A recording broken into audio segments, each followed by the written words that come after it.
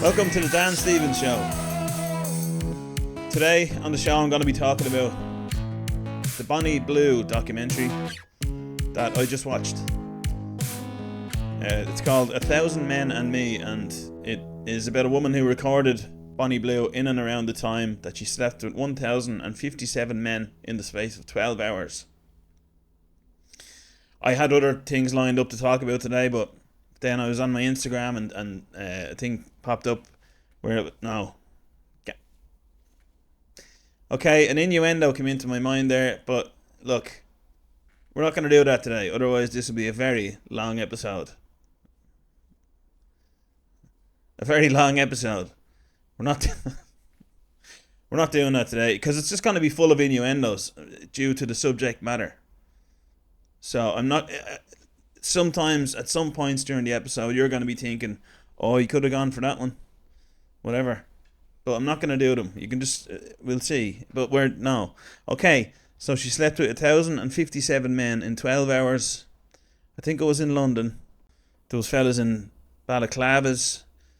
There was actually 1,500 men that signed up to do it, and she didn't know if 10 men were going to turn up or 1,500. But in the end, 1,057 turned up. So, quite harrowing to watch for me. It was like, I went in with an open mind. I just sat back and I said, look, I'm going to watch this with a totally open mind and see what comes into my head. And I took some notes during it of what was coming into mind because I had decided I was going to talk about it on today's episode. Just let the mind wander. Yeah, the only rules was that they had to wear protection and that they had to be over 18, which is fair enough. Her real name is Tia Billinger. So I was like, why doesn't she? Bonnie Blue is like a nickname, isn't it? It's quite catchy. Bonnie Blue. As a comedian, like, you try to, I don't know, I think a lot of comedians use pseudonyms maybe, or I think that's the right word, for they change their name to something more catchy. Obviously Tia Billinger, she didn't want to go by that and she wanted to be private, or more private maybe. So she went with Bonnie Blue. I suppose her eyes are blue. She's Bonnie. It wouldn't work with other names though, would it? Like say like Tessie Turquoise, or like Margaret Mango. You wouldn't. Margaret Magnolia. Some names just wouldn't be appealing, would they? It's just strange how she chose that. I wonder how much thought went into it. Probably a lot. Of course, I got to thinking, if she came to Dublin, I'm a single man, 37 years old. I'd have every right to sign up if I wanted to. Would I? No. But I think it would depend. A lot of people, I wonder how many people would sign up if she did it in Dublin, say Dublin City. How many men would sign up? I would say it would depend. I would think it would depend on what time of day it's on and where. I mean, you put her above Walsh's Stony Batter, probably the best Guinness in Ireland. Between 8 o'clock and 1 o'clock on a Saturday night, I'd say she'd be... No, wait. I wouldn't say anyone would turn up till about midnight, full of gargle. You'd have a few in there and then they probably wouldn't do much. 3 o'clock then I'd say you'd have lads, Jesus, is she gone? Fuck it. Did we miss her? What's her number? Full of pints. Probably wouldn't be great for her actually to be near that. She'd be like, yeah, it's just there was a terrible smell of farts. Everybody after being in Walsh's. There was a terrible smell of farts, and a lot of them couldn't really do much. Half of them started crying. I don't know. It would be interesting, wouldn't it? Where would they put her? Where would it be? Probably Stephen's Green or something, would it? She'd have to be accessible. Near the Lewis bus. Good bit of parking as well, though. Probably in a hotel. What hotel would have her? in Dublin. I don't know. There'd be a lot of. I think when she was there, she was like, "I'm 2 minutes away from somewhere." I don't know where it was. She couldn't say the exact location, but yeah, interesting stuff. I wouldn't. No, I would definitely wouldn't do it. And by the way, this episode is not for young ears, okay, or eyes. Couldn't do it though. No way. Imagine after a rugby match or something, everyone just locked, turning up, balaclavas on them. Does he know me, or is he in the IOA? I'd love to see a Gogglebox episode of them watching that documentary about Bonnie Blue, 1,000 Men and Me. That exact one. And it's only 60-plus-year-old Irish and English people that are allowed to watch it. Oh my God. Jesus. Imagine them. Jesus. Turn that off. It'd be the shortest episode of Gogglebox ever, wouldn't it? Will you turn that off? Turn that filth off. Why is he wearing a balaclava? Jesus. Oh, I don't know. It's kind of, to not look at it in a judgmental way. I really had to release my inhibitions and kind of forget everything that I'd known since I grew up, and forget about tradition, and forget about everything.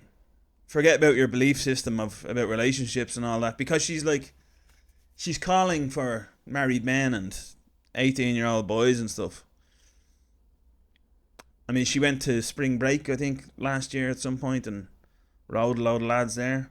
There's some very graphic stuff in that documentary, more than I wanted to see. I don't want, like, I was eating some chicken thighs, and I had a dairy milk lined up, and I was drinking a can of Pepsi. Next thing I know, she's pegging a fella.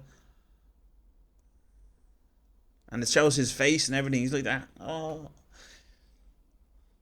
my God. They all say that still, don't they, as well?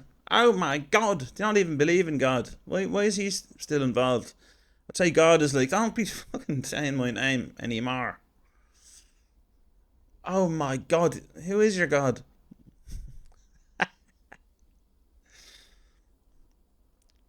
It's like the same as they say she slept with 1,057.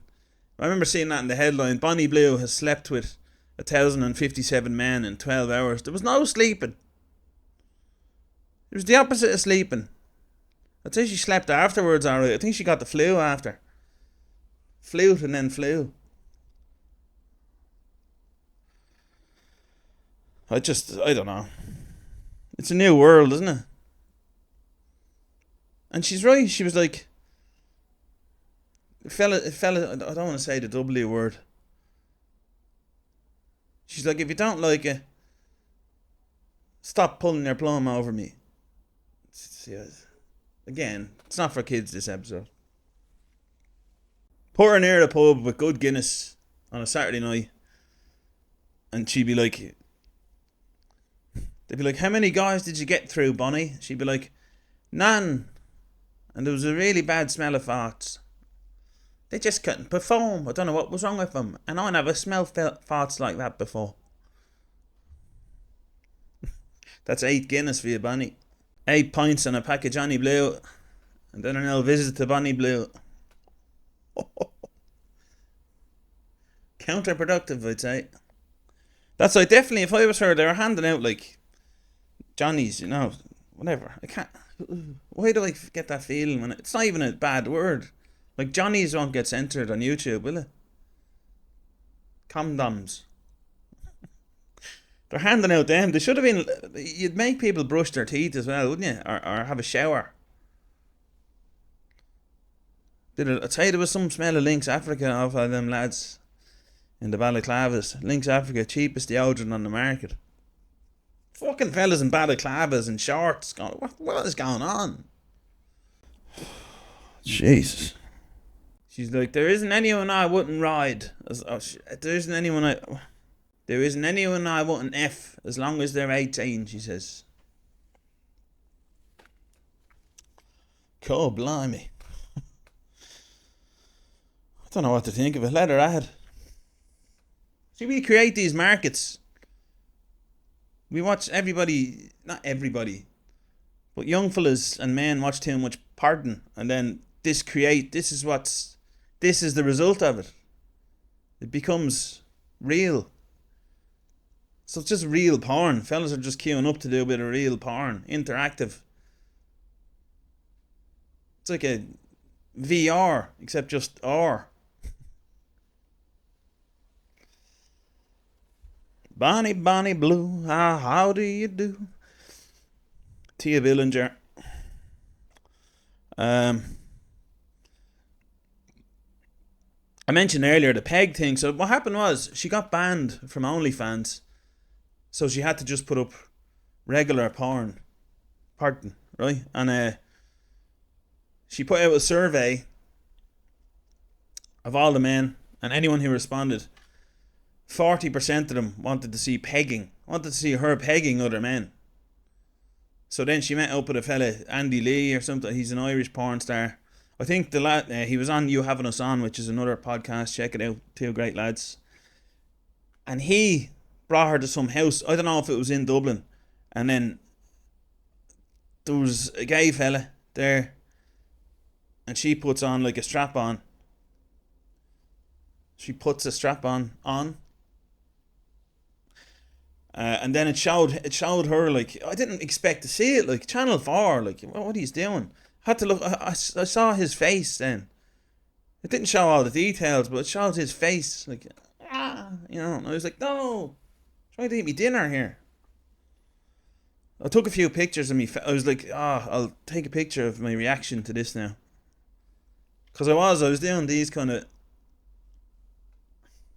But I had to get through it because I wanted to talk about it here.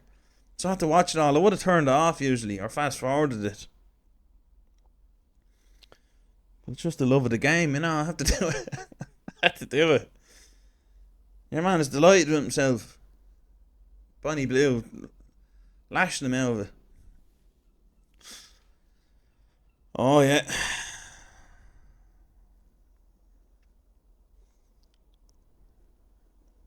Just imagine all the lads turning up at 3 o'clock into town. Oh, jeez, she's not gone, is she? Coppers is closed. All the boys. All the boys coming down the bit, yeah? Is she still there?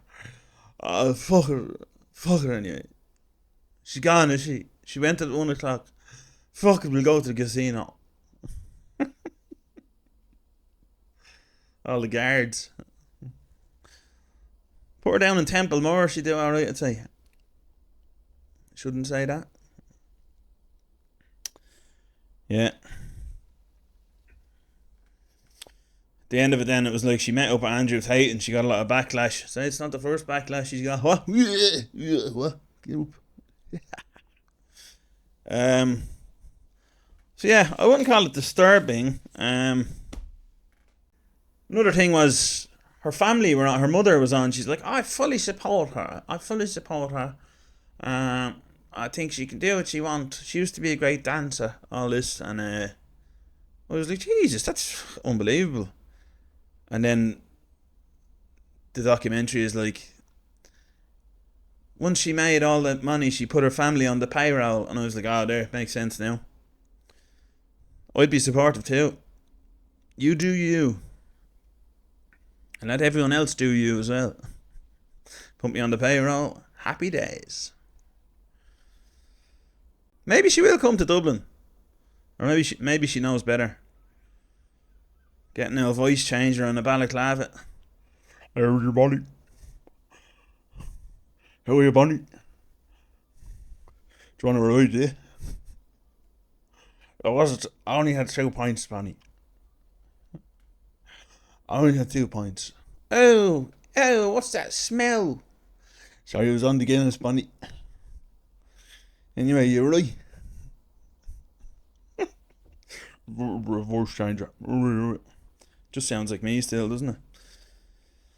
Just the camera as well. I don't know. I'll probably be having nightmares about it tonight. About your man getting pegged, and then all the legs, just legs and socks, waiting on the stairs, and the camera's going up. Look, all the legs, all different coloured legs. And then they sorry. Oh, just they showed footage then of the described. I didn't. Yeah, it's just too much for me. Anyway, it's something in me. I can't help it. There's something in me that's like, ah, jeez. And I try to open my mind up as much as I can, but I'm like, no, I don't want to go near her. I don't want to watch that. No, thank you. But I would recommend watching it. It's a Channel 4 documentary. I would, and I knew that she's a rage baiter. That's her kind of business, you know. That's her thing, is that she annoys people, which is like basically what any big figure on the internet is these days. They set out to annoy people on YouTube or whatever, and then they get loads of reaction, and it's all about the views, and so she's just the same, except it's sex.